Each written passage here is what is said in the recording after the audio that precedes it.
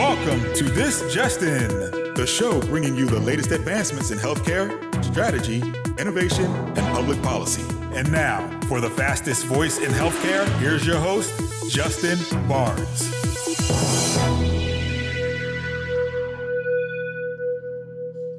Welcome to this special episode of This Just In Radio. We're broadcasting live from the ViVE 2023 conference in Nashville. I want to thank CHIME and DHI for inviting us to their theater. I'm your host, Justin Barnes. We have a terrific leadership roundup show this morning. With CHIME, the focus is always on the CIO and CSIO. So I brought together a great group of friends and CHIME members to join us today. I look forward to all of them helping us wrap up ViVE 2023 with just what some of the priorities are for the CIOs and also hopefully some of the conference highlights along the way. My first guest, Dr. Nigrin, Dan Nigrin, CHIME Board Chair and also CIO of MaineHealth. Welcome to the show, my friend. Thanks so much, Justin. Thanks for having me. Great to have you here. So how long have you been in town? Since Saturday. Awesome. Long, good stretch, though. Yeah.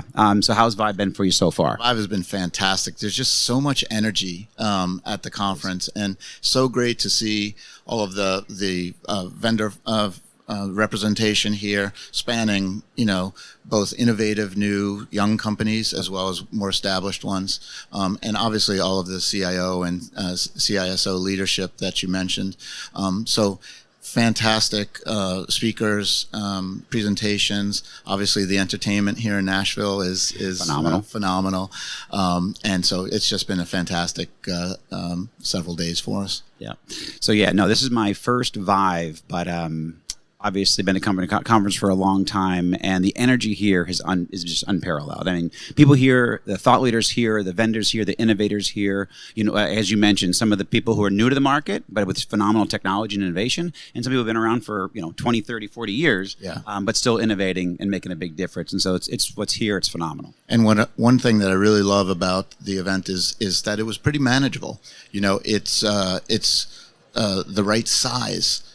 Walking from one end of the show floor to the other is achievable within a few minutes. Got it. And I also love the fact that again, some of those smaller new entrants to the market are right next door to the more established ones, and so it's a little bit of a leveling of the playing field, which I think is important. It's actually a very good point. And Steve Lieber brought up yesterday on the show that they actually may limit it to say 10,000 or so. So we keep this intimate, we keep this at a nice high level, and to your point, you kind of level the playing field, because some of the other conferences, someone might have a almost like a 80 by 80 booth, and then you kind of drowned out that 10 by 10 innovator. So, but here, kind of everybody's on a level playing field. So it's a great point. Yeah, and not to mention, it allows us to go to new cities that we haven't had a chance to go to before. You got it. Now we'll make a plug for ViVE next year in LA. I'm very excited for that. Absolutely. So, what are the top agendas? You as the CHIME board chair, what are some of the top agenda items for you guys this year? Well, certainly continuing with the success of ViVE is one of those. This has been a huge strategic priority for us as an organization. Expanding internationally is a very big effort for us. Our advocacy efforts in Washington are as important as ever. And just getting back to the core mission of CHIME, which is education of our health IT leaders, absolutely still top of mind for us and what we're focused on. Healthcare is undergoing a huge transformation now with IT and, some of the innovative new technologies that we're seeing all around us here. And there's a lot to keep up with. And so I think CHIME plays an incredibly important role at helping our leaders do that, and getting them, up to speed on all of the new opportunities available to us. Absolutely. No, CHIME's been around for many decades, great at the leadership level, certainly for CIOs and CSIOs, but you guys are also, I know, branching out and spreading out for a lot of the top leadership within health systems and organizations. That's right. Yeah. So you have a very unique perspective as well, being the CIO for Maine Medical Center and MaineHealth. So tell us, I guess, from your perspective, what are some of the biggest challenges that you're facing, either within your organization, not giving any inside strategy, but as challenges as the CIO? Well, I think one that is unfortunately a recurring theme with all of my colleagues that I speak with is just the financial challenges that we're under. It's never as though, we had buckets of money to play with, right. But things are as difficult right now as honestly I can ever remember them in my 25 plus year career. So that's an incredible challenge because we're being asked to do more. In many ways, IT is the solution to some of these problems, right? Allowing us to be more efficient. And yet we've got to get there on a much, much tighter budget. And so that's an incredibly big one right now. Coupled with that is, of course, the workforce challenges. In our post-COVID world, we're struggling to fill clinical roles, administrative roles, IT-centric roles. Flexible work and remote work has been a boon for many of us, but it's also meant that people have much more ability to, take their skills somewhere else and not move and uproot their families. And so that's an ongoing both opportunity and challenge for us. And then finally, the clinical community is really struggling as well right now. Yes. Doctors, nurses, clinicians of all types are just burned out. They're challenged to, again, do more, see more patients, do it with 80% of their pre-existing workforce, and that's tough. And so when we layer on technology that's not optimized for them, that just makes the struggle even worse. So we've got to do everything that we can in our power to simplify the technology, remove those obstacles, and sort of help as best as we can. Yeah, almost as a follow-up to that, I would like to talk about some best practices, but you are also being in Maine. I mean, that could be a little bit more unique with, like, are you doing incentives to bring people in, or you have a large enough pool in Maine to pull from, or do you actually incent people to move to Maine? Gorgeous state, an amazing state. I'm actually from Boston, so I know Maine pretty well. Yeah, no, one thing we do have is our environment, our landscape. It's just beautiful. So we just need folks to come for a little bit, and then invariably they end up staying. Yeah, our health system is based in Portland, Maine. Fantastic city. Beautiful city. And so, but yeah, it is definitely a more rural state. We have an incredibly strong team now, but recruiting is a challenge for us. So what are some of the best practices? I like to show my focuses on key strategies and best practices for CIOs, but C-suite executives to thrive, hopefully in healthcare. What are some of the things that you might share with some of your peers, either they're maybe new to the CIO position or maybe new to healthcare, but they could be some great innovators from outside of healthcare coming in, but what are some of the best practices you would share with them from your perspective? For one, I refer back to my clinical background. I think it's incredibly important. If you're not coming to the role with that background, you've got to make best friends with as many clinical folks as you can and immerse yourself in it. You can't do this job sitting in an office in an executive suite. You've got to understand the things that your customers essentially are going through. And so I think that's an incredibly important step that new executives in their roles could take if they don't come to the table with that background. And two is to recognize that our roles are unique in that we have to collaborate with our peers. There's very, very little, if anything, that we can do on our own as technology leaders. We've got to partner with all aspects of the health system to get things done. And so working in partnership is a really important skill, and it's something that you can actually work on. It comes naturally to some folks, but not to others. And so I think understanding that and working on it is an important skill. And then finally, just to continue to educate yourself. Healthcare is a complex environment. And obviously the technology within our systems is changing very rapidly. So things like ViVE, organizations like CHIME are incredibly important to stay plugged into, because I think that's where you get that education. Yeah, so as a follow-up to that really quickly, do you have a work group or another conference that you say, well, it's a must on your schedule, or something that you plug into? Is there a work group within CHIME or somewhere else in the organization, is in the industry that you plug into personally? Well, I think the CHIME Fall Forum is an incredibly great experience and setting. Many of the kinds of educational talks that we had here at ViVE, multiply that times several fold at the Fall Forum. So I think that's probably, for me anyway, the premier event that I'm sure never to miss. Beyond that, there's lots of sort of technology-centric organizations out there, and they have their routine conferences. And I think, tapping into as many of those as possible is always a good idea. Again, the financial pressures on us now are such that I know that many of my peers are having to limit what they go to, right, just because of travel and conference expenses. So sometimes you have to prioritize. Excellent. Now, CHIME Fall Forum, totally agree. I've heard that a few times now, so very exciting. Dr. Dan Nigrin, thank you so much for joining us today. Great to have you on the show. Great. Take care. Thank you. Thanks, my friend. Welcome to the show, Chelsea. Thank you for having me. How are you? So it's at Chelsea Arnone? In the old country, it would be, so I'll just... I heard you on Monday saying that. Arnone. Arnone, Director of Federal Affairs for CHIME. So I know we got some breaking stuff that we're going to talk about. Is that right? Cool. But before we get there, how's CHIME for you? How's ViVE been for you this year? It's been fantastic. It's my first time here. I joined CHIME in June of last year, so it's wonderful. And where'd you come from? I came from another company that's in healthcare. I've been in healthcare for about 15 years now, so. Excellent. So what broke this morning, and what do you want to talk about?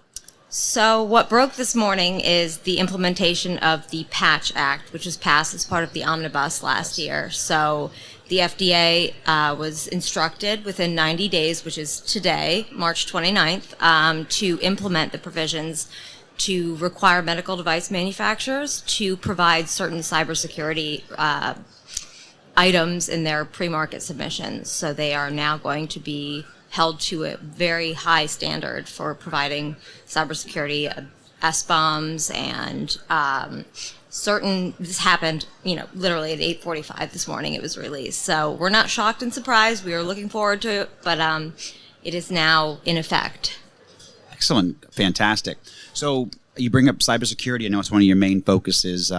What do you want to kind of share regarding that as some of your thoughts and what's happening with the White House released their first national cybersecurity strategy last week? Yeah. So it was actually a little bit earlier this month. The White House released this administration's first national cybersecurity strategy. We are, absolutely thrilled that they're paying attention to the critical infrastructure sectors. It did not mention the HPH sector, ours, so it didn't mention it directly, but it's something that is, of course, with the COVID-19 pandemic, they've been targeted greatly, our members, so we are, we were encouraged by that. And also late last year, the Treasury Department indicated that they were considering a catastrophic cybersecurity coverage plan, sort of perhaps to be modeled after the National Flood Insurance Program. So we were very supportive of a potential catastrophic cyber offering from the federal government. And we are paying attention to the implementation of the CHCIO law, which is mandatory reporting from the critical infrastructure sectors, and that will be released sometime later this year, the proposed rulemaking. Okay. What's the, touch back on the cybersecurity aspects with the, insurance, backstop, all that kind of stuff. So the insurance marketplace for cybersecurity for providers is becoming, it's no longer soft market. That's great. I've been part of it, I know. So that's why I'm very interested in that. So we, for those that have, been hacked and are uninsurable, right. They are, that this would be a great offering or opportunity for them. They're absolutely willing to go to get this. They're willing to meet all the needs, but then they are just denied. And it's cost prohibitive, it's very expensive, and it doesn't always cover, it actually usually doesn't cover the full cost of an attack. So if it costs $60 million to a member, they'll cover maybe half of that. Okay. So you talk about, I know we've spoken off air a little bit, data privacy, the FTC enforcement of the health breach notification rule. Talk about that a little bit. So the FTC has authority under the health breach notification rule. They've had it since 2009, but they have not utilized it until this year. So we were encouraged by that. There's a lot of activity going on in the administration, paying attention to consumer privacy as a whole and very broadly. And of course, patients are consumers. So when it comes to that, it's something we're absolutely paying attention to.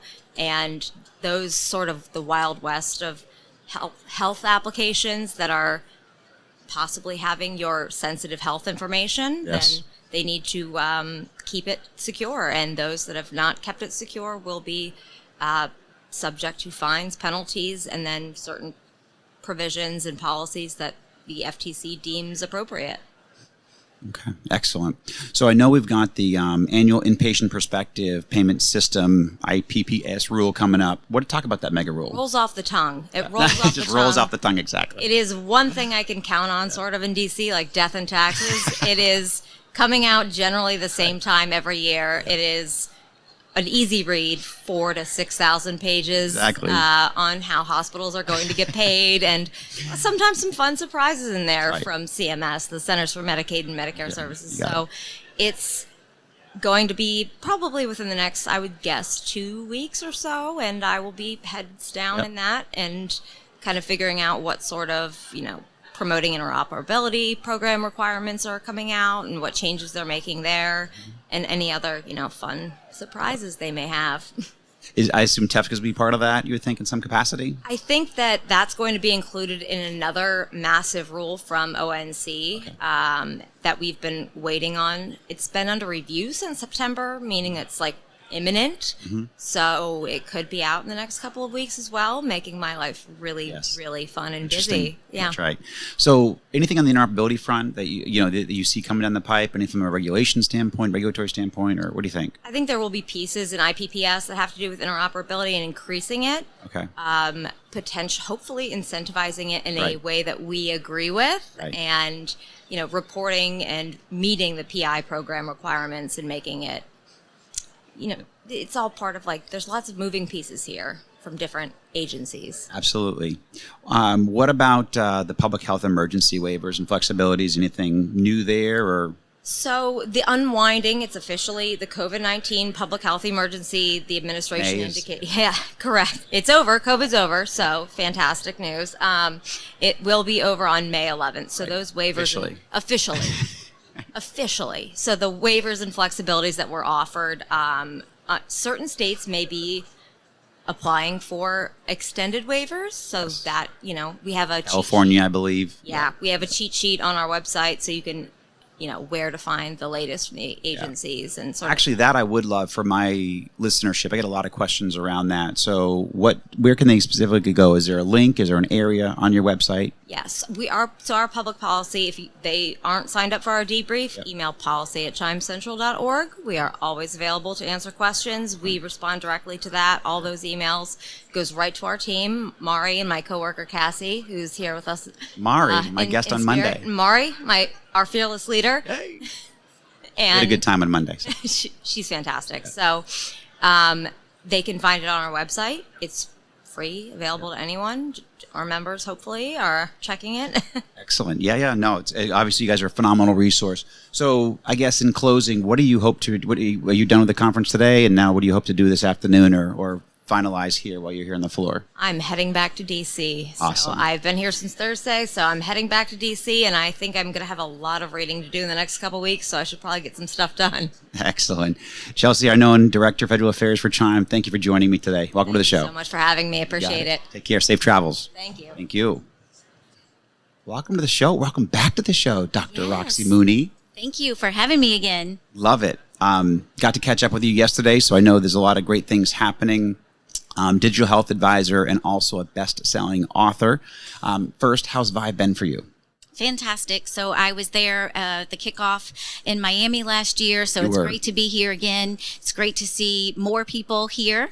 So it's growing and diversifying. I'm usually here for more networking and meetings, so it's like speed dating for me the last couple of days. It's been great. Yeah, actually, I met you last year, I guess this time when you're coming off of Miami Beach, you and our good friend Mike, Mike Mosquito. So we actually had a great time there, and I know ViVE last year was phenomenal, so I had to join it this year. Yeah. So tell me some of the trends that you're seeing out there, healthcare, health IT, digital health. What are you seeing? There's so much, right? There's just an explosion of innovation and new trends taking place. Just a couple that come to mind is virtual care. Mm-hmm. We're seeing a lot of hybrid of virtual and on-site, also virtual first and virtual only. There you go. And the virtual only care, I think, is broadening. You're seeing more global companies, more companies from outside of the United States entering into the U.S. market with their virtual only models.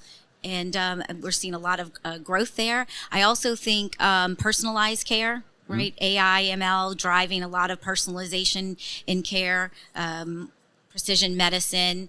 The other one is retail healthcare, which is, really going to be disrupting things, right? With new players like CVS and Amazon and Walmart providing primary care and kind of changing how we think about where we're getting care from and how we're getting care. And I think consumerization is definitely being peppered into that. So we're getting better experiences for patients. And then also, all of that obviously is to drive increased better outcomes. Yep. Excellent point. So, my show loves to focus on best practices, key strategies. So what are some of the, what are 2 or 3 that you've seen out there, maybe here, you've been working on over the past year, different innovations, workflows, work groups? What would you share with my audience? Yeah. So many years ago, I decided to embark on getting my doctorate degree, and I was came across this statistic that 95% of innovations that are brought to market fail. Yes. And I was just blown away because I thought, how in the hell are we going to transform healthcare if most of these innovations aren't going to get into the hands of the people that need them the most? And so, after reading hundreds and hundreds of peer-reviewed journals on every aspect of commercialization, really there are a handful of strategies that started to percolate that were really key for success. So one of them is building out an early adoption strategy. So most often when we are thinking about our commercial strategy or our go-to-market strategy, we have kind of a one-size-fits-all. Right. And so, a strategy or best practice for success is really rethinking that, using the diffusion of innovation model that's been around since the 1950s and building our strategy based upon that and kind of tailoring our messaging, our product configuration, our sales and marketing all around early adopters first, and making sure that we're penetrating that segment of the market and then shifting and building another go-to-market strategy that's tailored more to the mainstream market, because your messaging, your product, your sales, your marketing is all going to be very different. And I think that is a key, a fundamental to commercial success. The other one that comes to mind is co-creation. So I know we do a lot with human-centered design and design thinking, but when I think about co-creation, I think of it as something that's not only critical that we are involving patients and key stakeholders in the creation of those products and solutions, but also everyone in the ecosystem. One of the things that we really struggle with right now is there's no shortage of innovation, right? I mean, it's coming out of our ears. But what we are really have a gap in still is adoption. And there's a lot of, even when, people are their innovations are being added to a network, or hospital systems are agreeing to purchase your solution, still being able to drive adoption utilization is a big struggle for us. There's a lot of different variables at play. So if we're co-creating those solutions with all of those key stakeholders, we are essentially applying change management throughout the entire process. And so we're going to see much greater adoption. Love it. So let's talk about something really controversial. We caught up yesterday, and that we both agreed, we don't have to name names, but we also agreed that we have a lot of great innovation. I totally agree that 95% don't make it to market. Most 95% of companies fail for a lot of various reasons, even I discussed in the past. How do you go about helping these health systems, providers, even patients for that matter, navigate innovation, embrace the best innovation that's integrates into their total workflow? Because we know it can't be just one piece and then in little components, but we need to make sure that we're adopting the very best innovation for our care strategy, part of our care continuum, but also not staying too complacent just because of old bad best practices, I guess I would say. I'm trying to be nice. Yes, absolutely. So there's definitely, and I think the ViVE conference is kind of reflective of that, where, at the conference, we're seeing this merge or integration between kind of old mindsets and legacy systems with new and fresh and innovative thinking. And so we've got to figure out how are we going to work together, because there's value to both camps, right? We really need to have an understanding understanding of how everything is really structured and the complexities of interoperability and the complexities of a multi-sided market. But we cannot let that hold us back. You see, I think there's several booths that talk about liberating the data, right? We cannot allow that to take place and not leverage the innovations that are really in the market. There's so much innovation that is really struggling to actually provide value and real benefit today because being blocked by a lot of legacy players in the marketplace. Yeah, we don't want to stifle innovation. You're right, absolutely right. This show has done a phenomenal job, ViVE, and health in general, and even CHIME, has done a phenomenal job harnessing innovation, highlighting it. And as my very first guest, Dr. Dan Nigrin brought up leveling the playing field. So we don't have 80 by 80, 100 by 100, 120 foot by 120 foot booths drowning out the 10-foot booths, when the 10-foot booth might have far superior innovation that can be integrated into care strategy, that can make a big difference in your community. So we get to highlight it all here at ViVE. Absolutely. And I think that it's critical because if we don't start playing better together, that's right, those non-native healthcare companies are going to come in and teach us a lesson. Own us. You got and it. Own us, right? Right. I mean, Walmart is on the path to launch 4,000 primary care clinics in the next few years. Yeah. Wow. 4,000. It'll be the largest primary care provider in the country, Walmart. Yep. Wow. So think about the influence, think about the understanding of consumer engagement. It's a game changer. And also, we've got about 2 minutes left, but I'll have you back on air because the other topic we discussed yesterday was about the younger generation and how they're engaging healthcare, and they're engaging healthcare on their devices, which is not integrated into an overall ecosystem that we thought we were all building this phenomenal ecosystem. Back to your last point. In the last 90 seconds, not to put any more pressure on you, what is a key strategy or trend that we need to look out for and navigate in 3 to 5 years from now? Well, God, I hope this one happens way before 3 years, but I'm going to say longevity. Yep. So there are a number of different players that are working in a different sector in healthcare around prevention, around proactive care. It's also personalized, but it is longevity. So one of the things that I always have found fascinating is our whole lives we spend a lot of time building financial wealth, right? Most of us we have a financial planner, right, and we are building all of this wealth, right? Look at your 401ks, look at all of your investment portfolios. Taking a hit lately, though. Yes, absolutely. No doubt about it. But we are not building a longevity plan for our future. So many leaders that I've worked with over the years have built incredible legacies, have incredible worth, right? Financial, they've sold many companies, and then they retire or they don't retire and they get diagnosed with a brain cancer and they die in 5 months. So we have to build longevity plans if we want to be able to enjoy the fruits of our labor. Fantastic. Dr. Roxie Mooney, thank you for joining, best-selling author. We'll have you back. Thank you. Thank you. Appreciate it. Take care. Another doctor, Dr. Justin Norden, partner GSR Ventures. Welcome to the show, my friend. Thank you, Justin. It's good to have you back. So first of all, how's the show been for you, my friend? ViVE has been fantastic. I have to confess, I missed last year. So did I. But it's really been wonderful. Being able to be in one space together, bump into everyone that we already know here, and everyone made it out. Yep. Nashville is not a place I've come to a ton from living in the Bay Area, but it's been absolutely wonderful. Yeah, I think love the show so far. 7,600, 7,700. I'll get the final count here as we wrap up the show with some of the leaders here. But the energy's been phenomenal. Actually, my first guest, Dr. Dan Nigrin, brought up how he is, how as a CHIME board chair, but also in general, how ViVE, CHIME and health came together for ViVE have really leveled the playing field. So you don't have these 120 by 120 foot booths drowning out the 10 by 10 innovators when the 10 by 10 innovators could be the next big thing. And so this really does level the playing field. And they're also mentioned, Steve Lieber yesterday mentioned that they're going to cap this probably at 10,000. Oh, really? So we can keep this manageable. You can actually walk the show. Dan also brought up how you can walk this show in a matter of minutes, rather than some of the other larger conferences where it takes us, an hour to get from one end to end, and you probably miss still half or more of the vendors and people. And so this is going to stay very manageable where we can, kind of see and highlight a lot of the innovation, what's coming, what's working. So very exciting. What have you seen for cool innovations around here?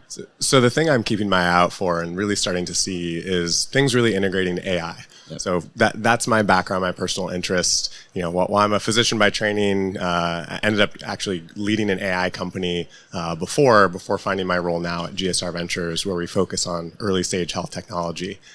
And with everything happening now, as we kind of look at the broader technology ecosystem from where I sit at the heart of Silicon Valley, AI and these new technologies are really going to change everything. And so that's what I've been keeping my eye out for at the conference. And we're starting to see it.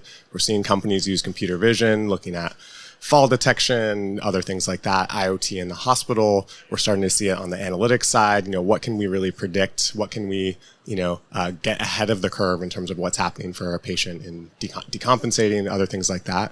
And I think, in general, technology, we're a little bit laggards, I would say, from a health system perspective, right. and for many good reasons. Yes. But these things are some of the most powerful, exciting innovations I think we've really seen in decades. I think we're at the beginning of a moment in history in terms of what AI is capable of, what's happening now with all the announcements over the past few months. And so that's really what I'm keeping my eye out for in healthcare, and where is the right way to deploy this technology? How can we do so safely? And how can we do so really benefiting everyone involved in the healthcare ecosystem? And so it's been fun to see the early days of that. Yep. I think it balances a little bit what you've seen here, but with some of the trends. But I guess when you look at, I know when we caught up yesterday, natural language processing and how that's evolving with ChatGPT and 4, and talk a little bit about that. Your research is. So this is an area, and so I'm teaching a course at Stanford on generative AI in medicine. The first one we've had at the medical school now. It's starting in about 10 days, and roll back 6 months ago when we were talking about the course, it's, these things are happening. We've had foundation models, transformers for a few years now. But, really since November when ChatGPT was launched, the whole world started to pay attention. Wow, look at how these things are doing. And people started applying it in so many different ways. So let's roll back to November. ChatGPT was launched. GPT 3.5 was the version underlying that. And people tested it. How does it do on step 2, the final exam of, medical school training? Turns out, was able to get around, 59%, just passing second percentile. Hey, that's interesting, but hey, it's not nearly as good as doctors or anything like that. Fast forward just a few months. GPT-4 released a few weeks ago. We tested it. We tested it with our team at Stanford first, and then actually Microsoft released their own version, doing it in a more formal way. It jumped from, second percentile, 59% correct to 89% correct, 95th percentile, bottom to the top of the class in just the span of a few months.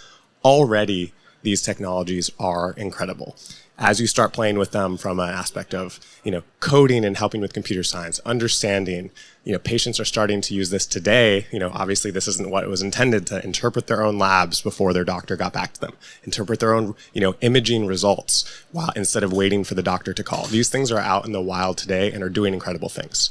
And so just that pace of innovation, even if you froze it, forget GPT-5, forget these next models coming out, already what's possible today is transformative. And we really have to catch up, I think, as a field of medicine to say, what is the right way to use these things? What is the regulation that should come around these models? When is it a device? Should it qualify? What is the FDA's and others' role in terms of these things?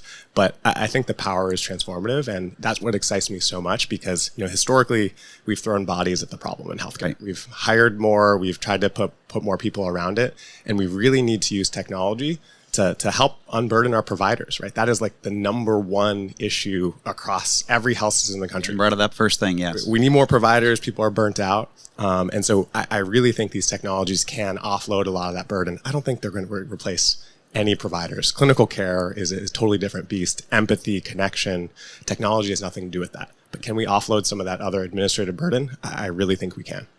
Fantastic, Justin. So a couple, maybe a minute on this. What's going to be significantly disrupted, do you think, with ChatGPT? What do you think? Oh my gosh, this is a massive disruptor. This has come out of nowhere. What innovation? One innovation coming out of nowhere, how patients even seek and start to interact with the healthcare system. For years we've had Dr. Google, right? You're coming in to see me in my clinic. You're already looking up what you have, what you think it is, what you think you want. That has already shifted overnight. Now we have ChatGPT, patients coming in with their own doctor. And for the most part, it's a lot better, or it's giving a much more compelling, detailed answer, even if it might be wrong.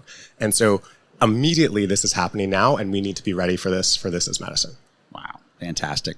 So what do you see as a key strategy or trend that we must be ready to successfully navigate in 3 to 5 years from now? I'm going to sound like a broken record, but it is really this.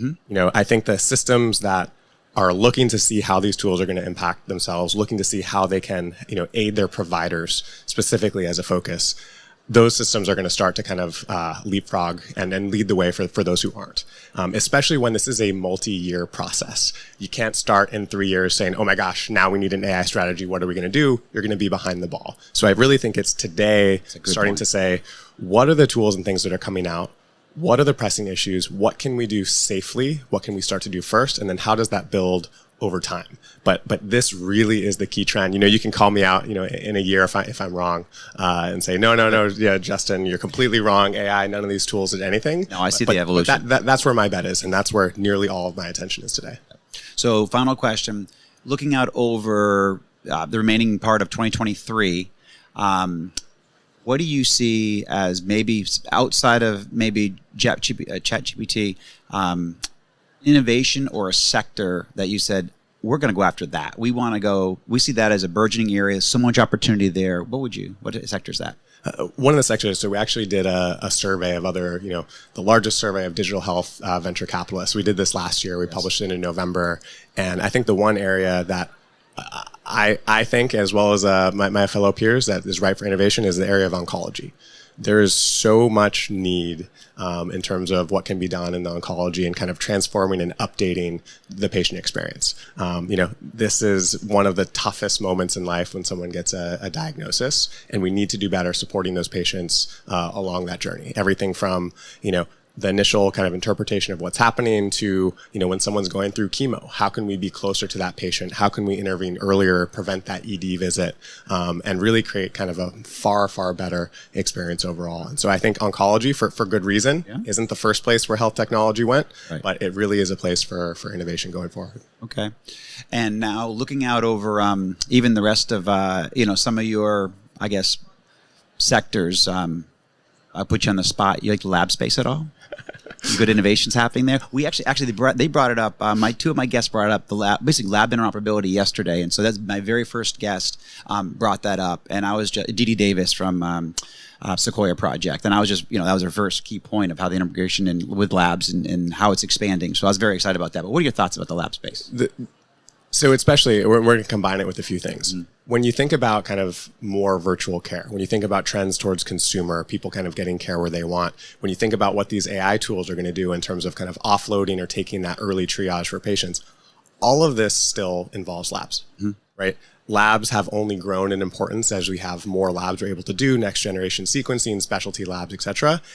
And it's, underlies so much of clinical decision making. And so we need easier ways to get labs, making labs more interoperable, making it easier to order, make it easier to order, custom specialized labs. And so this is really going to be the backbone for everything we do kind of across healthcare going forward. And so companies able to go in, make this process easier, update antiquated process, make things completely interoperable, make things seamless across the consumer experience to the provider experience.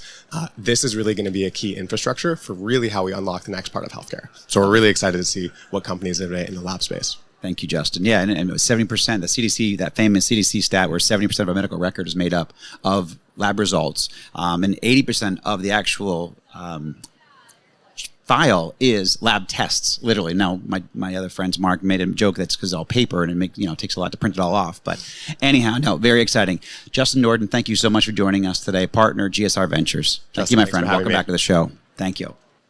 David, welcome to the show, my friend. Thank you. My pleasure to be here. Excellent. Thank you. Great to have you here. To meet you. So, first of all, tell me, David Finn, Vice President AEHIS, AEHIT, all a great CHIME. Tell us how the show's been for you this year.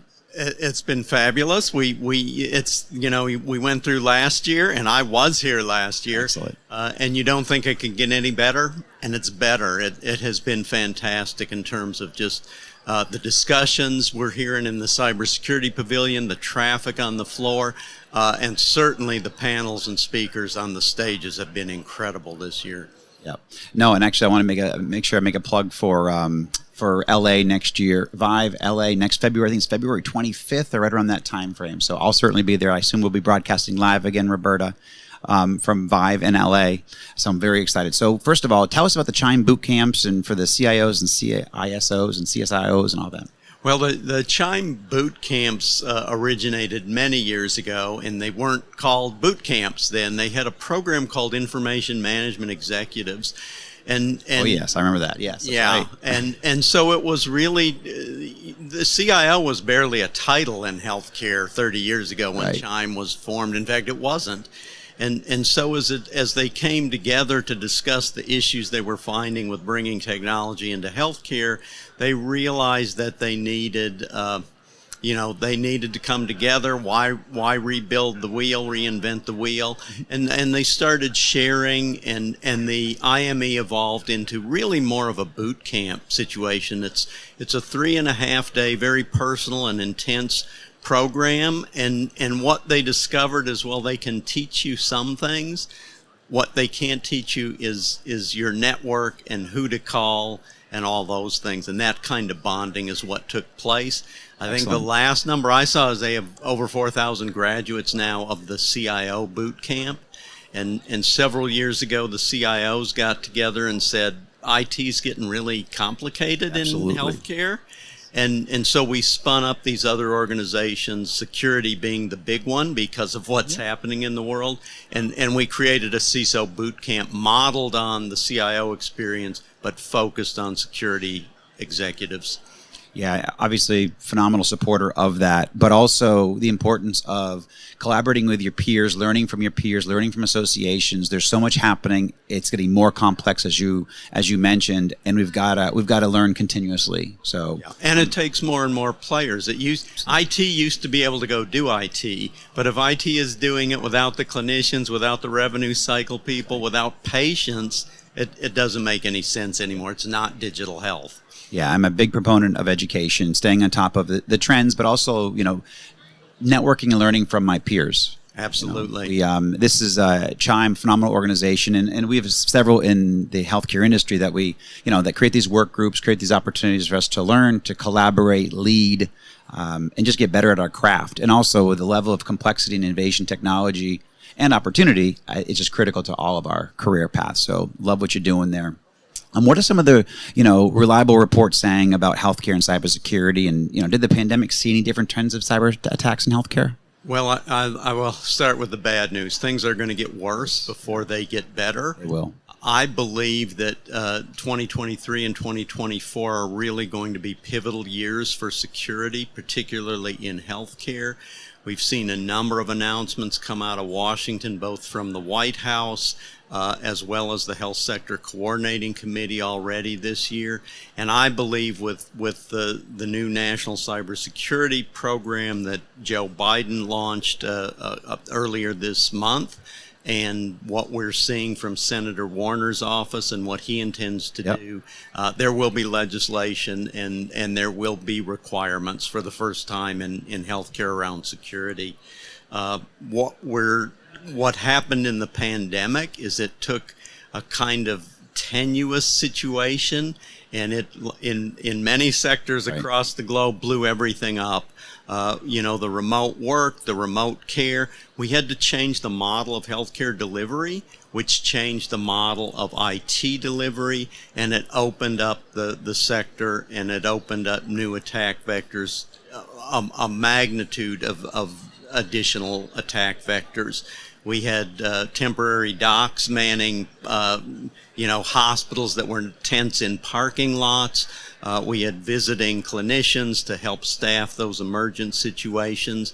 And it told us where healthcare was going, but it also told us we didn't have the security and privacy in place to go there yet. Right. No, excellent point. Now, a couple of my guests yesterday really hit on that. Just the level that we need to step up over the next couple of years, where these nation states, they're going to come at us. They're going to come at us more, to be honest, unfortunately every day. And so we've really stepped up our game internally because we're going to get hit. And it's just a matter of when, and then how do you handle it, and then rectify it. So you've been a hospital CIO and security expert for a long time. So what are some of the priorities that you recommend to somebody new to this or just trying to become better? We always have to become better, and there will always be new attacks. And the bad guys, unfortunately, are not constrained by budgets and taxes and policies like we are. But some of the things are not as difficult as we like to pretend they are, and don't require as much money. But it does require the effort. And I think the big thing is just cyber hygiene. Healthcare is notoriously bad at patching and updating hardware and software. We look at the legacy medical devices that some can't be patched, but there's other ways to address that aren't necessarily investing in a whole new medical device inventory.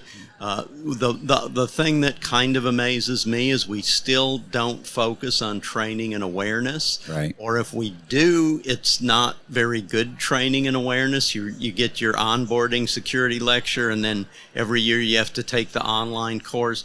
But training to be effective has to be personal, and it has to be entertaining. And that's the thing about security training. Anything we teach you about security at your hospital also applies directly to your own personal privacy and security. And of course, what we carry now in our pockets is tenfold the compute power that landed men on the moon. And we've got to think about that. There's so much processing, there's so much data.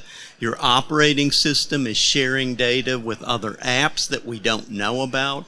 And those are the things we have to start thinking about. And that's the story. And that doesn't always take a lot of money. It takes some time. But we have to focus on making people aware of what the risks and issues are. Excellent. If there's a work group or a forum or show or something, where can someone engage, or where would you point someone to say, hey, join this, participate here, and you can get a leg up. You can actually learn. I know we talked about the boot camps a little bit, but is there something else, into the work groups or any forums or anything like that you say, hey, go there? Obviously I will look to CHIME and AEHIS first. Yep.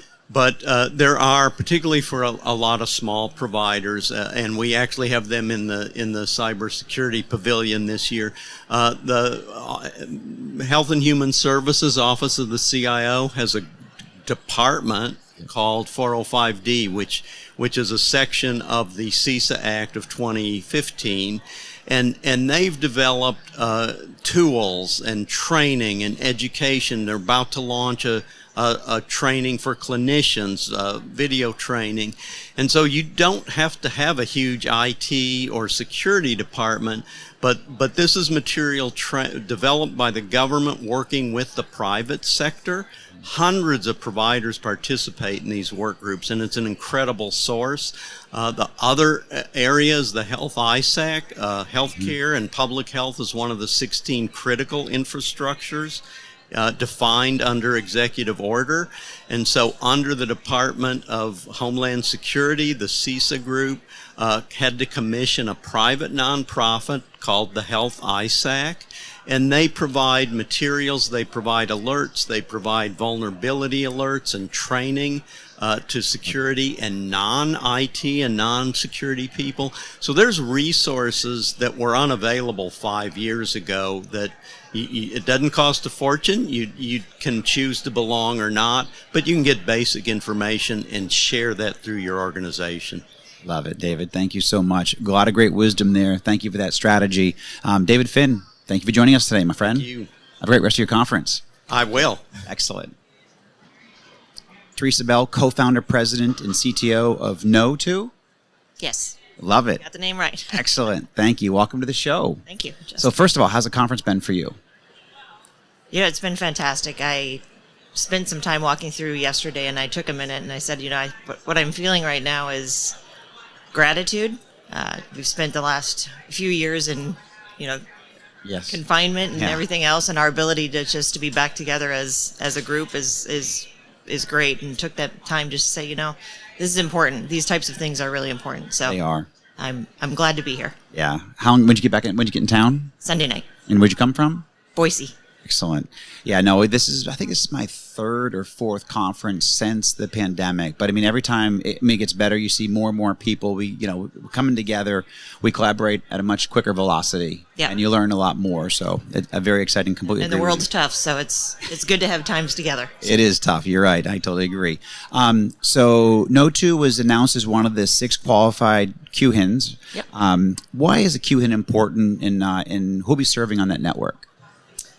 So when we started the company, I thought about that question. When we started the company now 12 years ago, we had 2 kind of commitments to the industry. Is one, you looked at all the noise at that time that interoperability had around it, and it's gotten even worse today, is that we would simplify that, and we would go through and connect everywhere in healthcare and simplify that process. And every time healthcare starts a new initiative, we'd be in front of it and listen to it. Is it going to be real? And with QHIN, it became apparent to us, we've been in front of it for a long time and had our ear to the ground, that it was going to be very important. And this time it feels, significantly different. And we chose that as part of our commitment to our customers and our partners, which I'll touch on who those are. We knew that we had to be in front of it and expand the offering to include QHIN connectivity services.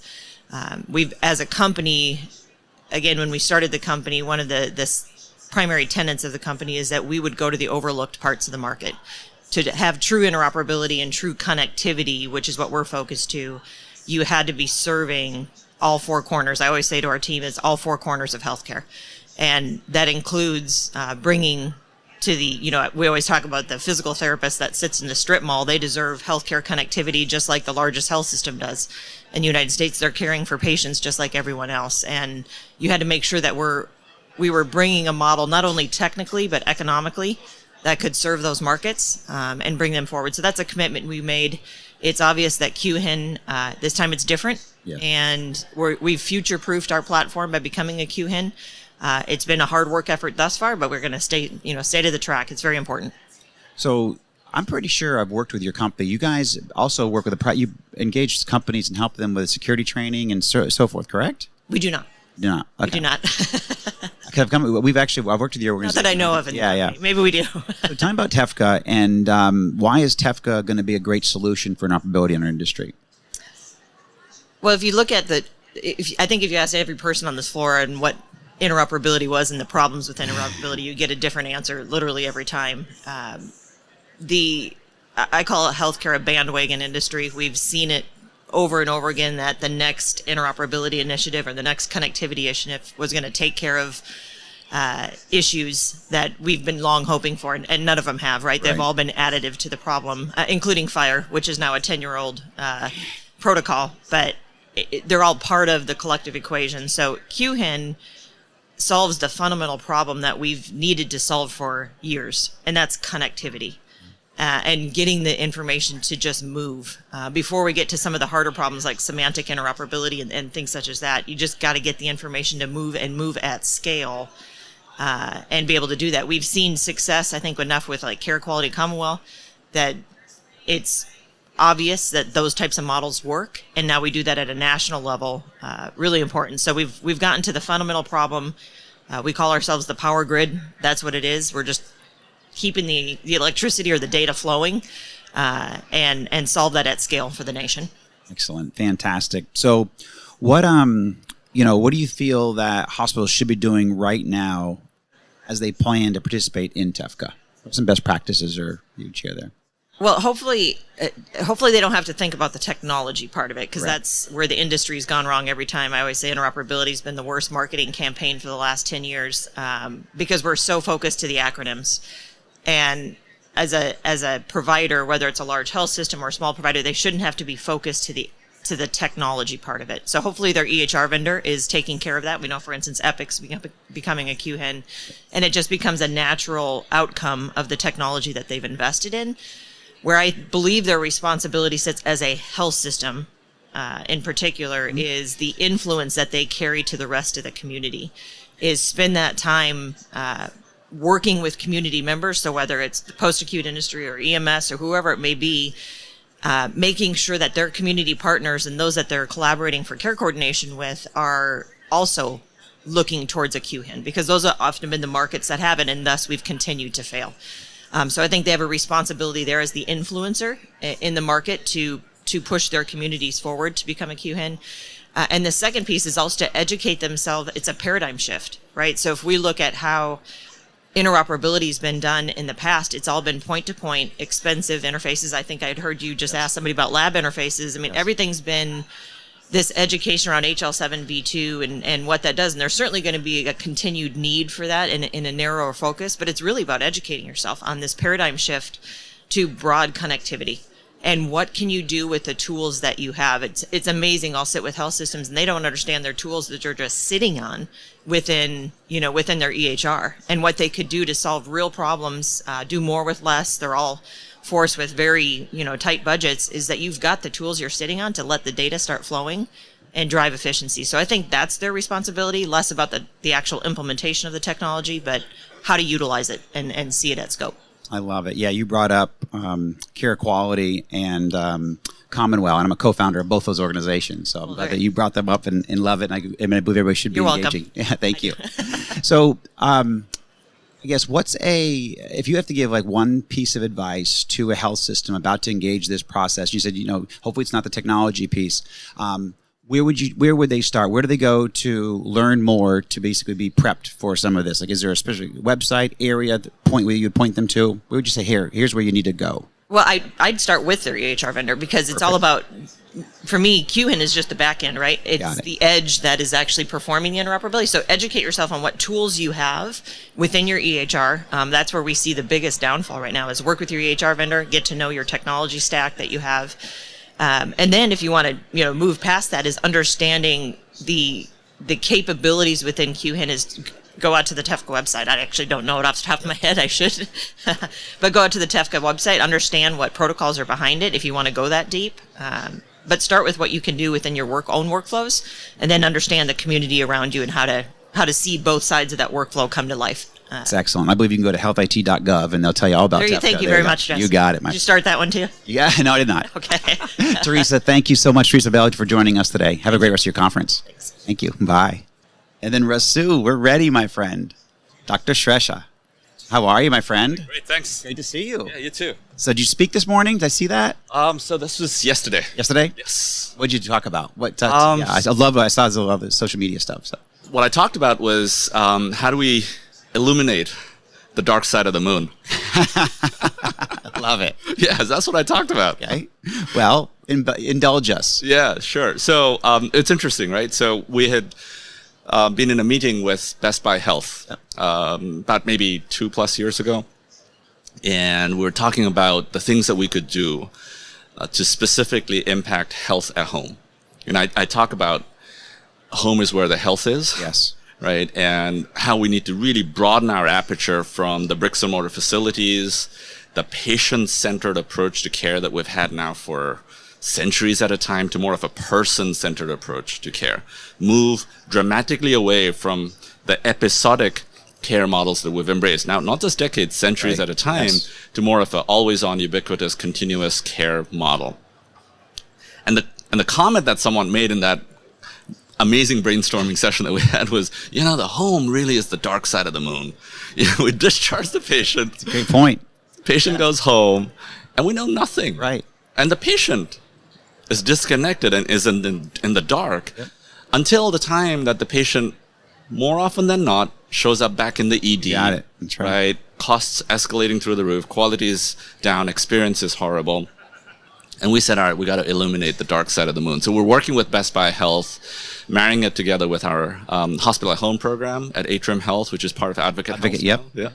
It is the largest hospital at home program in the country. Wow. We're bringing in RPM, we're bringing in logistics, we're bringing in a number of capabilities that Best Buy and Best Buy Health are known for. So you know Best Buy for their Geek Squad. Yeah. So think about the evolution of the Geek Squad to the Health Tech Squad. Yeah. And then, through all of the learnings that we've been putting in place, as well as the proof points 6,600 patients treated through our hospital at home program. Just amazing. It is. Right. So a lot of different opportunities, but yeah, excited to share that story. I love it. So how's ViVE been for you? When did you get in town, and how's it been for you? Yeah, ViVE's been great. Yeah, it's been a couple of days now in town, and I arrived just in time to have dinner at Aaron Martin's house. So that's great. Right? Aaron and I are good friends, and I knew him, through Providence and all the amazing work that he did there. And he's now back at Amazon, and he had a number of really amazing people for a cookout. That's cool. That his wife and he pulled together. And then day one of ViVE was just amazing, just soaked everything in, and it's been great. Yeah, as my audience has heard, and you obviously see, the innovation here is very cool. Just the intimacy of the show, I think it's like 7,600, 7,700 maybe. We'll get the final count here in a few minutes. But it's just been, it's a great show. It's small enough where you can kind of see everything you want to see everybody that you want to see, and just, not too large where you get kind of lost in the fray. So. Yeah, no, I completely agree with it, right? And the thing that the organizers do really well with ViVE is they bring out the energy, yes, as well as they don't beat around the bush, right? They go, right for the jugular, yes, in terms of getting to the value of the connections between the C-suite as well as the movers and shakers, the doers on the ground, right? And I think that is really, really important, especially in this day and age of look, healthcare is in a financial crunch right now. We need to go. We need to go. Yeah. Right? And very on true. this side of the pandemic, with everything that we need to be doing in terms of prioritization, in terms of action, this is exactly the sort of dialogue and actionability that we need to have. Love it. So, yeah, and I think even, you may not have heard this, but Steve Lieber, I think on Monday, mentioned that they're going to probably cap this at 10,000 people, so it stays intimate, it stays really action-oriented, to your point, and I'm looking forward to that. Yeah, as am I. Yeah. And next year in LA, very excited for next year. That's right. Yeah, LA. sunny Southern California, back to where I was a couple of years ago. You were. Yeah. So, what are some of the trends that, from your perspective, that we should be looking out for in the industry? So clearly, right, everyone's talking about ChatGPT and AI, right? The AI bubble, just when people are waiting for it to burst, now gets bigger. Right, exactly. And, what's going to happen to that bubble as it gets bigger. But, the reality of ChatGPT is it is here. It is exponentially more powerful than we've ever known AI to be, even in the form that it is in right now. But at the same time, for me as a pragmatic physician, strategist, innovator, I'm like, look, we've got so many complexities in healthcare, things that are just direly wrong in the way that we're practicing healthcare. I mean, is ChatGPT going to be the Chat CPT, where it's like solving for the things that make healthcare run, or don't run, yes, right? Get it stuck in the mud. So I think there are lots of opportunities. And again, ViVE is a great platform, a great, meeting point for us to, have these types of conversations and really talk about what's real and what's impactful. Yep. No, excellent point. What are a few strategies? Obviously, you have a great perspective being a leader there at Advocate and Atrium, but what are some of the best practices that you would share with my audience or strategies to be able to successfully navigate either ChatGPT or what's coming out next? So when I left UPMC and joined Atrium Health, which is now Advocate Health, one of the things that I wrote on my whiteboard, so this is in Charlotte. Charlotte is now the headquarters for Advocate Health. Yes. And just a quick point on that. Advocate is now the second largest academic health system in the country and the fifth largest by revenue, which is huge, right? Yes. So 75,000 teammates from Atrium came together with 75,000 teammates from Advocate Aurora. So we're 150,000 together. So it's pretty amazing. And so when I look at the tremendous amount of work that we're doing to serve our communities, to really push the needle forward in terms of the trifecta of health, learning, and community, which are the three pillars for our Impact 2025, our strategic plan that we launched last year. The one thing that I put on my whiteboard some years back, which I think is really relevant to the audience here, is how do we inoculate ourselves against the shiny object syndrome? We just talked about ChatGPT. Right. Yep. Yeah. Right. We're talking about all of these shiny objects that are out there, but in the middle of that shine are those diamonds, those jewels in the rough that we really need to be embracing and putting into action and making sure that we're able to then translate that to cost savings, to revenue generation, as well as to making sure that we're able to address the dire needs of our patients and communities on the ground. Yep. So, I mean, even kind of flowing with that, what do you see over the next 3 to 5 years, kind of the proverbial crystal ball? What do we need to be thinking about, keeping an eye on? You say, hey, this is going to be big, and it's not quite here yet. It's evolving, and it could be, we talk about, Chat GPT, CPT. What do you think will be 3 to 5 years out from now? So, I always ask my team, what's different on this side of the pandemic? Right. If the pandemic right. hasn't been a wake-up call for us in healthcare and society overall, then shame on us. Right. Right. So what's going to be different on this side of the pandemic? I think we need to, abjectly hyper-focus in on the social impact and health equity issues that surround us, that are the root causes of the many ills that, we're facing in healthcare. I think, to be quite honest, if I could be provocative, please, healthcare economics is all screwed up. Right. I mean, there is this tremendous disbalance between, just look at the payers and the providers, man. Yes.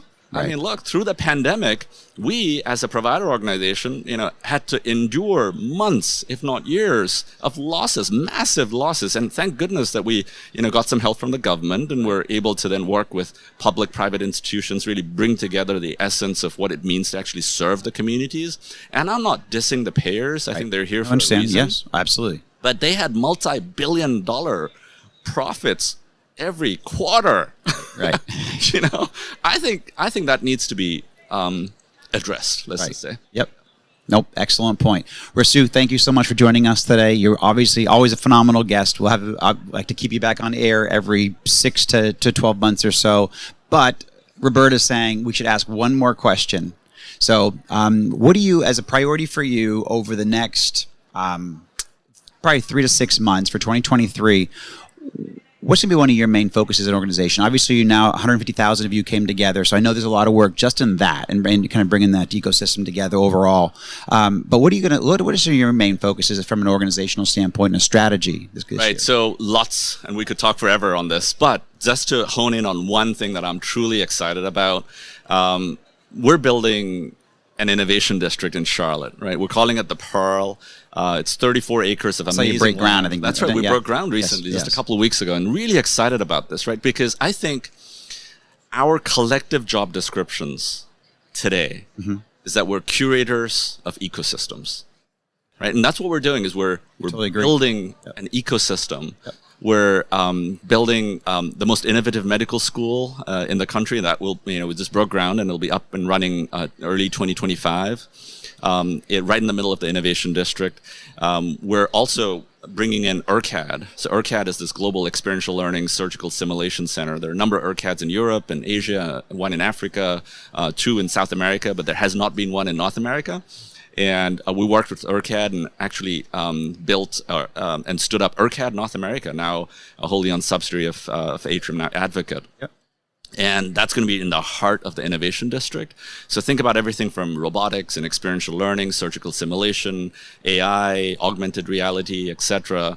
Companies like Siemens, Stryker, Medtronic, J&J, Intuitive Surgical. So really excited about that. All partnering, all committed to be part of ERCAD North America. So the innovation district is obviously everything around health, learning, and community. But I'm excited about that being that ecosystem that we're talking about, because I think we need to curate more of that and make sure that we're able to, have the right gravitational pulls that pushes the economic agenda forward and also creates the right jobs as well as the pipeline of opportunities for the next leaders of healthcare. Yeah, I mean, that's a great component of just Charlotte in general. I mean, yeah, just the care that you're going to bring, the care strategy you're going to bring, the jobs you bring into the area.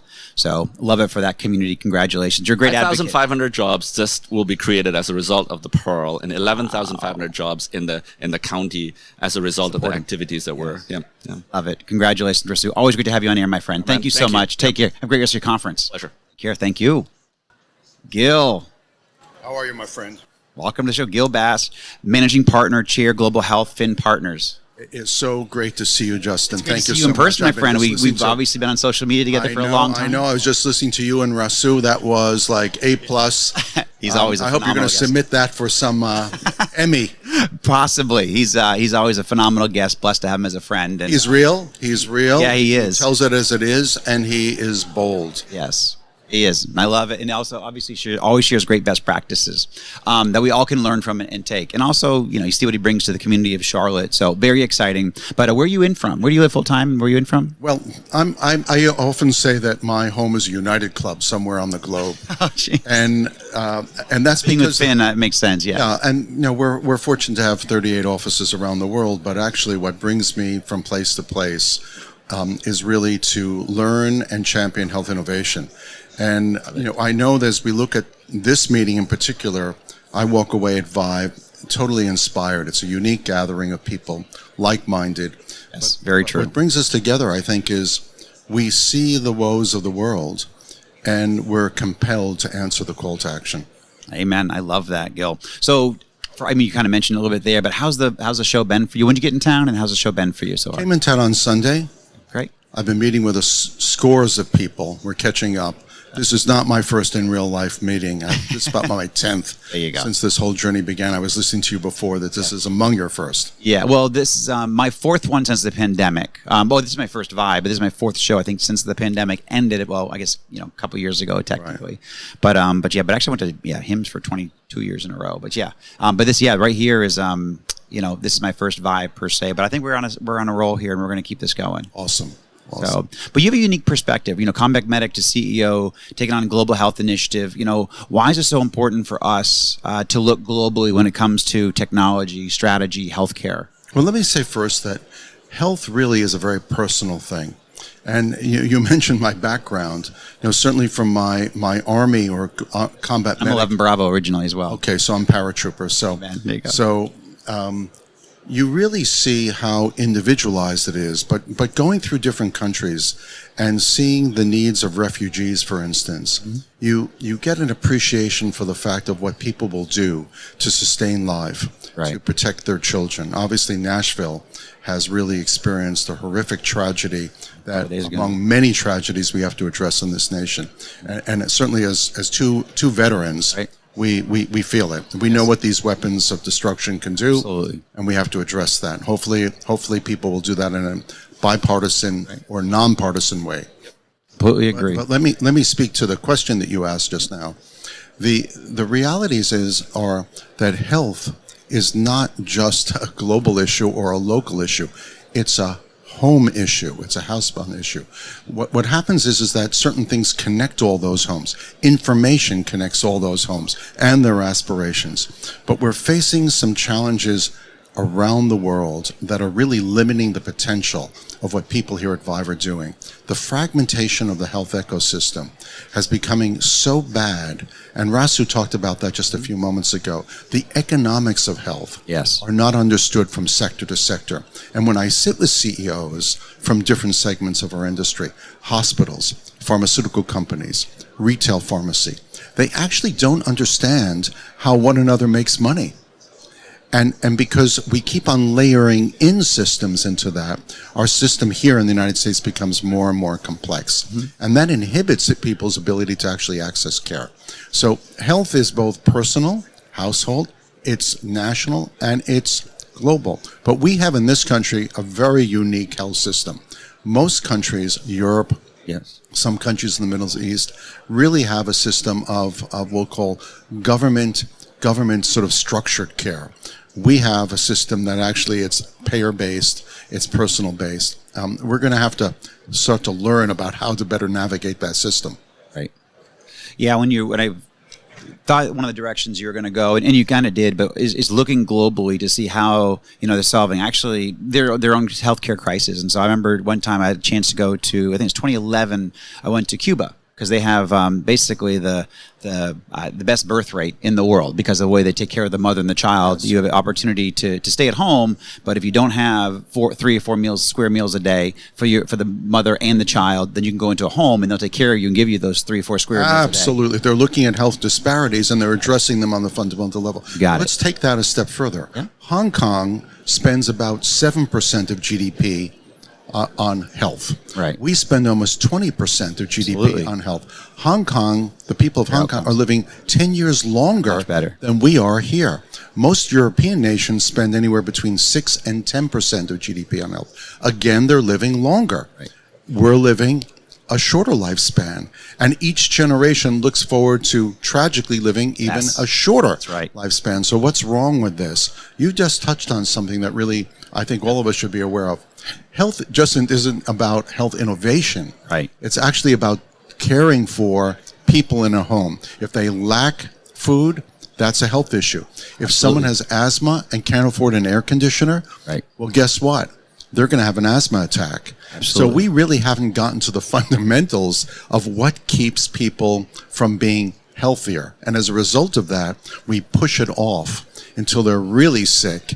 And then, of course, welcome to the emergency room where care is the most expensive possible. You got it. We have a lot to learn from the rest of the world. Yes, we do. Where they really drill down on social determinants of health. Yeah, and I'm just not to your point. Yeah, I totally agree. And I'm a big proponent of everybody traveling as much as you can to learn those best practices, because it's not just about technology. And unfortunately, I think, when you were just making your last statement, you made me think about our diet.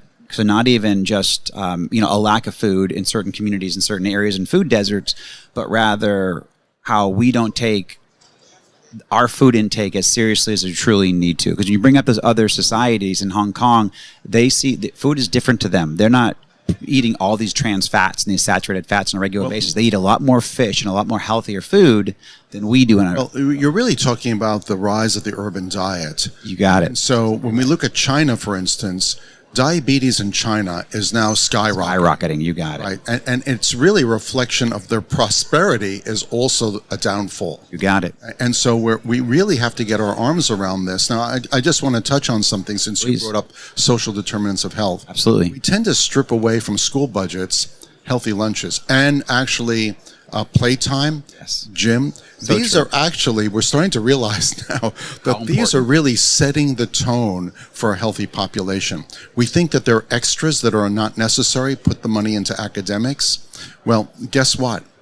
If we don't start to invest in the future of our young people here in a way that sustains their well-being, we will all suffer, because clearly the economic path we're heading on because of illness is unsustainable. You got I it. actually say, when people say about our healthcare system, I actually sort of tongue-in-cheek correct them. I say, you mean our sick care system? There you go. We're very good at caring for people when they're ill, right, but we don't do anything to inspire their knowledge around self-care. So true. And the health system actually has to take responsibility for that. I love it. I totally agree. And I'll even further your point one more with a good friend of mine, Laura Turner-Sardell, educated me. Now it's like 10 years ago, but we actually had a whole forum about food in the creation of food deserts, but also we talked about, you brought up cafeterias in school districts. This is going to, I hope, embarrass a lot of people, and I certainly want this to embarrass a lot of school districts and school superintendents who made this vote. A lot of school districts, if not all of them that I'm aware of, allow ketchup to be a vegetable. Absolutely. It's a tomato. Ketchup is a vegetable. That is, ketchup is not a vegetable. Ketchup's the first ingredient is sugar. It's a condiment, nothing more than, exactly. And it's sugar. It's sugar. You're injecting sugar into your child at the age of 5, 6, 7. And that's why, to your point, I mean, that's just one fundamental piece, but I learned that. And I was in shock that they allowed ketchup, which is a condiment, to your point, as a vegetable. Because you had a vegetable. That's part of what the FDA and the government put down in regulation for these schools, is you have to have a vegetable and have to have these different components. So they manipulated the rules. Listen, we have to have the courage. We have to have the courage to build a healthier society. Absolutely. Now, what we don't realize is, to some extent, is because we have economic fragmentation to a large extent, the health system, the educational system, the policy system, all look at their budgets very separately. Very true. And no one is saying, wait a minute, if we don't invest here, we're going to spend money over here. You got it. Right. And so this is really unsustainable as a society, where other countries are really managing their economics more holistically. I don't have an answer for that, but I do say... Well, I think you already said it. I think we need to look interoperate together to collaborate better. I mean, I think that was your kind of point. But, at the same time, when we look at health information, and one of your guests on the program was just talking about sharing information, the EMRs. Yes. We don't even make EMRs really centered around the patient or even the provider, the health professional. I remember speaking to a nurse about a particular patient. She said to me, I don't have time to read the EMR. So how is that EMR working for that patient Right. if the nurse on the floor doesn't have sufficient bandwidth to access the information? So we're really struggling here. Now, that doesn't mean that we have to continue to struggle. I think to some extent we have to take ownership of the sort of the missteps of the system and start small. It's a big elephant to bite into, a bite at a time, as they say. Got it. We have to start to fix some of these fundamental issues. Regarding our school system and healthy lunches and, again, education, let's build a healthier next generation. We can start there, and we can succeed. Completely agree, Gil. Thank you so much for joining me on air. Always Phenomenal a guest as pleasure. always. Thank you, my friend. Thank you, my friend. Thank you. Got it. Take care. Have a great rest of your show. Gil Bashe, everyone. Thank you. Rich, welcome back to the show, my friend. Thank you. Good to see you in person. See you. Excellent. Rich Scarfo, President of Health, and obviously one of the leaders here for ViVE. Thank you for having us and allowing us this great opportunity. Yeah, glad to be here. So how's it been for you? It's been an amazing week. Yeah, I bet. So what's the final count? Where do we end up? So we had a goal of 7,500. Yeah. We came in at about 7,612. Beautiful. Yeah. I love it. I had Steve Lieber, I guess maybe yesterday morning, but he kind of gave us that latest update, Yeah. so that's fantastic. Yeah. Great success. Steve also let the cat out of the bag a little bit. So there's a cat running around here. No, sorry. No, he said that you guys might cap this at 10,000 or so, or maybe cap this in some area, keep the intimacy. It's really important to us that the show remains right-sized. The goal here is not the number. It's really the right audience. Our focus with this week and with the initial event was to make sure that we're bringing the right companies together, the right attendees. We really focus on the senior level, VP and above.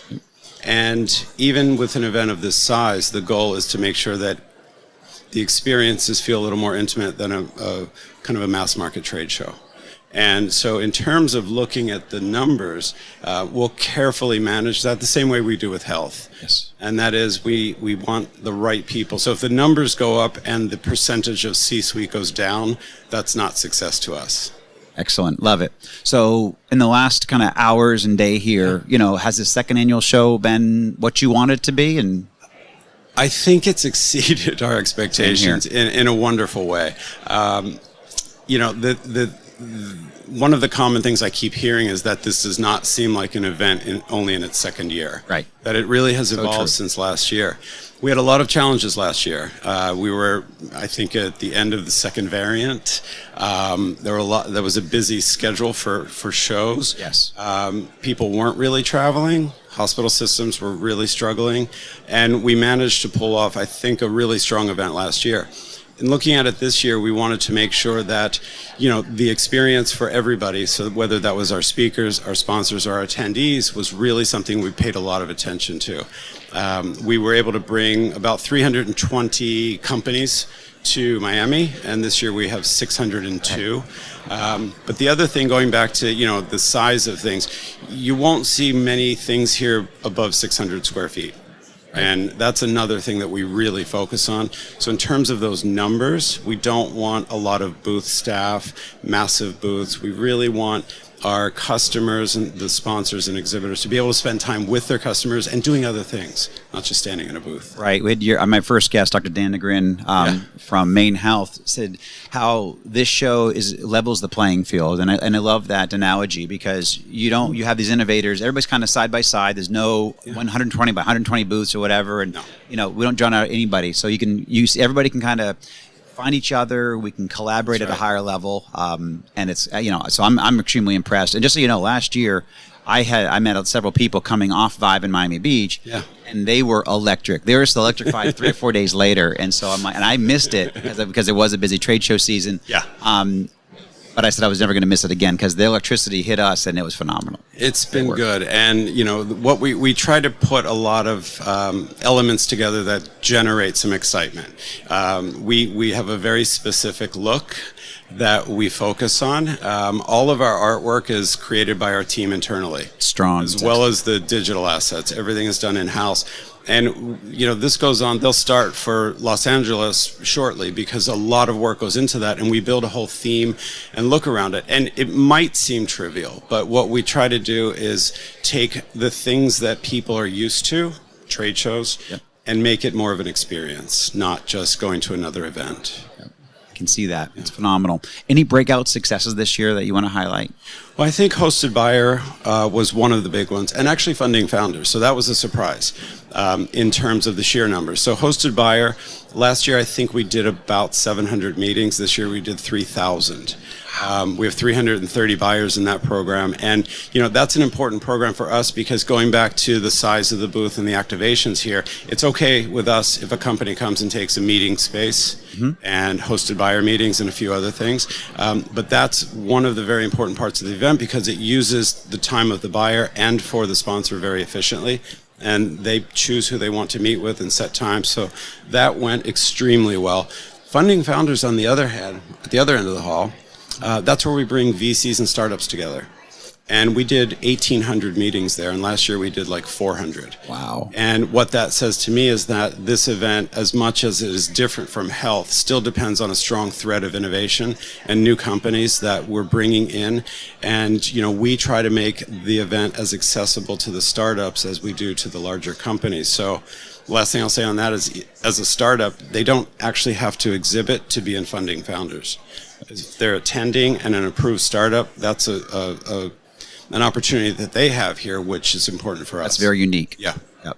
So what does partnering with CHIME bring to health for a different experience? I've been part of CHIME for a long time, love CHIME, but tell us. CHIME's been a great partner. And going back to the audience focus, two things that are very important to us, the C-suite and CIOs especially, and then having an organization that has really an intimate relationship with that group has been very important. They also bring a lot of thought leadership to the event that is important, and then relationships with hospital systems. So these are three very important things that CHIME delivers to the event that I think has been critical in its success.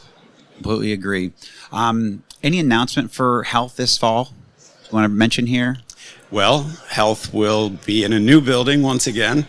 We were talking last week. It will be in our 8th event before we go back to a facility that we've been in before. Health is going. It's really focused much more on the innovation spectrum. In Vegas, correct? It's in Vegas. It's at the new West building of the convention center. October 8th through 11, and registration actually opens on Thursday, which is crazy. Good. Should we do that too? Yeah, love it. No, health is. I went to health for the first time last year, or I guess, last fall, and the energy there was phenomenal, and so you can see it certainly carried over to here. What can we expect for ViVE in LA in February? I think LA is going to be a great host city for us. Agree. We try to pick cities where we can lean into the city in different ways. Here it was music and the healthcare community. In LA, it's we have a lot of hospital systems, a lot of companies there. It's a different setting. We want to give people a different experience.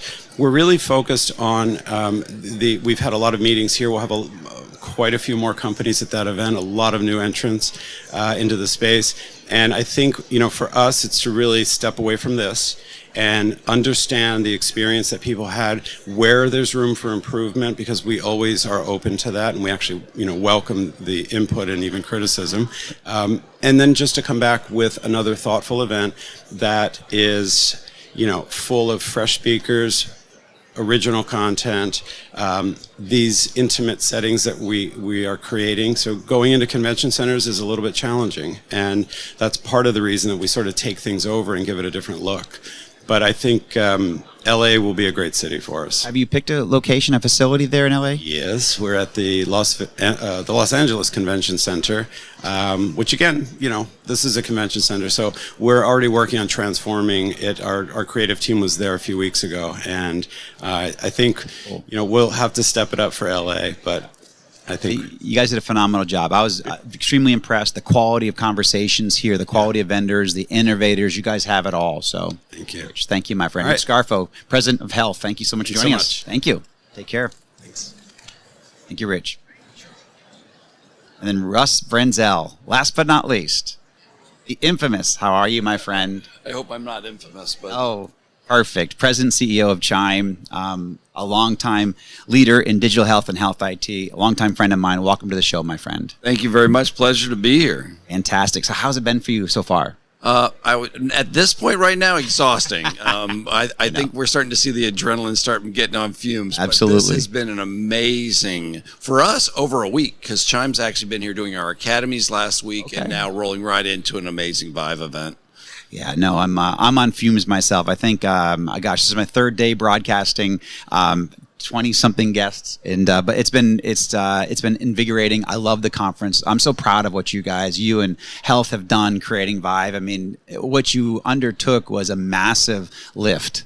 You guys crushed it. Well, I appreciate that. If you put it down on paper, so everybody would say, "Why in the world are you doing this post-COVID?" Not really post, during COVID, and then now into an economic recession. I mean, but again, you do the right thing for the right reason. It works. It works. It does. And I have not heard. I mean, I have only heard phenomenal things about the conference. Everybody that I've met with and spoken with will all be at Health actually, and also be at ViVE next year. So you're onto something here. I think we figured a little something out. You have. So talk about a little bit of what you guys are working on, your CIO boot camp, CHIME focus groups. You also got your fall forum coming up. So talk a little bit about that.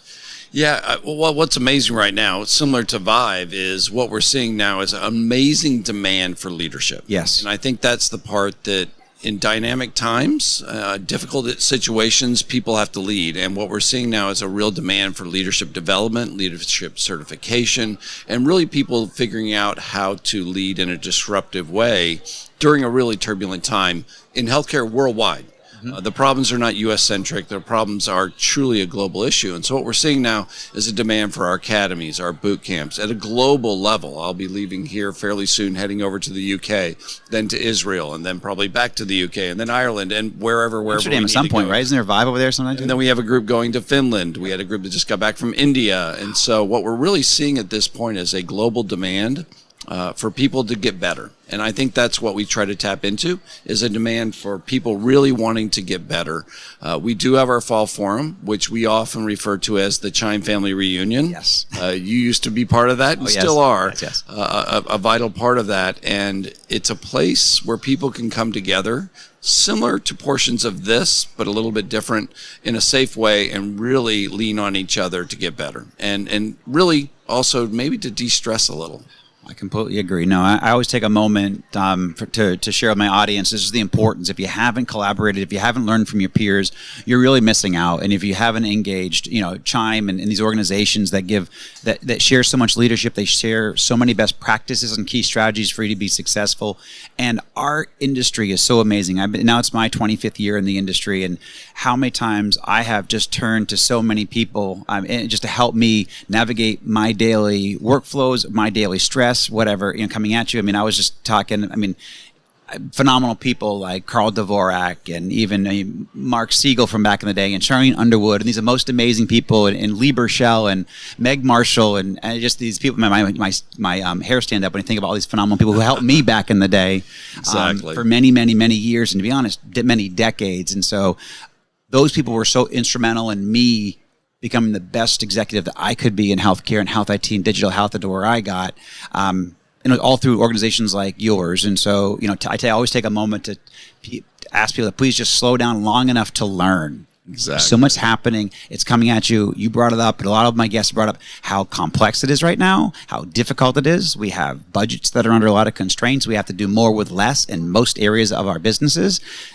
And in organizations like yours, and obviously the fall forum coming up, the boot camps, they teach us how to navigate all that. So, a little bit about the fall forum. Where's it going to be, first of all? It'll be in Phoenix, the JW Marriott, in Excellent. November. And so we've been told never to interfere with Halloween. It's becoming the biggest holiday for families to spend together. So we'll be, right after Halloween, we'll be together in Phoenix again.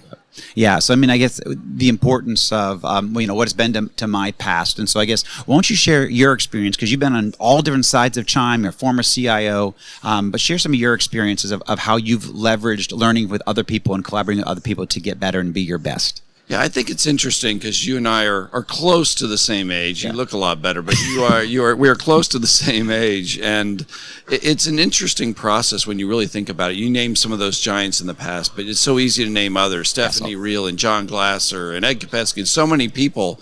they've dedicated their lives not only to our industry, but more importantly, they've dedicated to replicating leaders. And I think that's the true trait of a great leader. Lots of good leaders create followers, but really great leaders truly do create more leaders. And I think that's the part that I think I've watched over the last, for me, 27 years involved with CHIME. Yes. And it's amazing to watch people who have dedicated their lives to making other people better.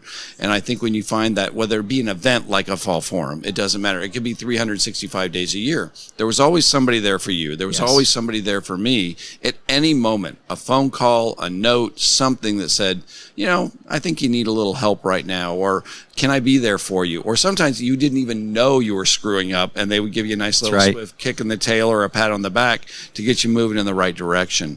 And I think that's been my experience now since the very beginning when I walked in as a young military CIO who had no clue what any of this stuff meant at all. And people like John Glasser, for some reason, wrapped their arm around me, and people like Ed Kopetsky and Skip Hubbard, and I'm like, I just don't get it. Why are they doing this? What are they trying to get out of this? Right. And as it turns out, they were getting out of absolutely nothing. They were just givers that were filling up cups, and I hope we can all be that now as we continue to work for other people. It's true, and that's why I take a moment to talk about it, because you got to start somewhere, and what we're navigating is just so complex, and so you've got to engage, and your organization. So talk about, I guess, the importance of ViVE for CIOs, and kind of why you created this forum, and specifically for that audience. I know it's not just CIOs, there's CSIOs, and there's a lot of other C-suite executives, but why ViVE and CIOs specifically? So this was a very targeted and strategic thought process. This wasn't just create another conference. Right. We don't need another conference. Right. What we needed was a forum and a place where the thought leaders, the senior people that are trying to figure out this crazy industry that needs to get fixed, could come together and try to at least talk about, maybe share, and in a rare case, actually truly fix some of these monster problems that are out there. I've said from the very beginning, I was never really smart enough to come up with some true innovative thought, but boy, I could get really good at stealing other people's ideas. I love it. And I think if we figure out how to work smarter, not harder, if you're the best at X, then I'm going to try to emulate you. And if I can do that, then my curve of learning and adoption is a fraction. If we did that across this entire arena, then we can do things so much faster in this industry instead of I have to create it here. You saw it as a CIO. I know you did. We have to fix it here. No, we don't. Right. Let's steal it from smart people and put it in. And I think that was our intent.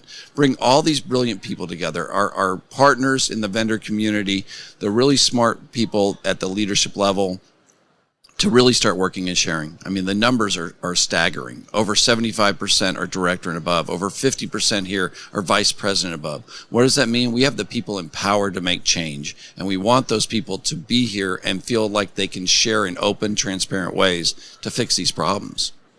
I completely agree. And even to your last point, yesterday I was walking the show floor and with a former business partner and a great leader in the industry, and we kept on going up and down every single aisle. And I'm like, why are we going up every single aisle? We're just kind of catch up because we've not seen each other in a while. He's like, because I want to look at every single innovation here, and I want to see what I can steal or partner with, He's like, because your point is they don't want it, they don't want to recreate the wheel. There's a lot of phenomenal wheels here. And so where can we partner? Or just a good idea, like, you know what? I can go create that. Then that's great. But when you partner with this company because you can't create it, that's phenomenal. But don't go recreate the wheel. But you have so much phenomenal innovation here at ViVE this year. So, I mean, I'm a big proponent, and I will certainly be back, and we'll certainly be at Health this fall, and we'll certainly be at ViVE next spring, and possibly even Health over in Amsterdam. But what you guys have been able to do here and create is phenomenal. So I mean, what's your hope for what people will take from this conference? We're wrapping up here in the next 4 or 5 hours or so. What do you hope people will take away from this? Well, I think there's two ways to look at this. There's what they personally should take away to take back into their organizations. And again, I'll actually say it doesn't matter whether it's our supplier partners here or it's somebody back to a provider organization or insurance. They're going to take back. They know they're not alone. And there's people they can share with, and there's a safe place for them to do that. And you think, okay, you're on a big, giant exhibit floor. Actually, it's not. You can walk from one end to the other in about 5 or 10 minutes. Got it. You can see this whole place in a couple of hours. Yes. And I hope we don't get much bigger. I really don't, because this is the kind of environment where people feel safe and can do that. The other part of this is as you start thinking about it as an industry, it is time to start dealing with our toughest issues, whether that's equity issues, whether that's access to care issues, or whether that's just the economics at a macro level. We've got big problems we need to fix. And I look around at the people here. They're brilliant. They're smart. Yeah, they're making great products or services, or they're great leaders in their provider organizations. You put all this into one soup, we can fix a lot of things. It's excellent, Russ. Fantastic, my friend. Thank you for having me. Thank you for allowing us to share the stage here with you and your great organization, my friend. Thank you. Blessings as always. Yeah, same to you, Russ. Russ Branzell, President and CEO of CHIME. Thanks again, my friend. And that is a wrap. That is what a great show. What a great time. Thank you so much to CHIME for inviting us to the theater. My producers, Roberta, Greg Masters, Carol Flagg. You guys have been phenomenal in bringing this all together. I'll be honest with you. All the kudos goes to them because I didn't do a whole heck of a lot but sit here and talk. So you guys did a great job. Thank you so much. We'll do it again.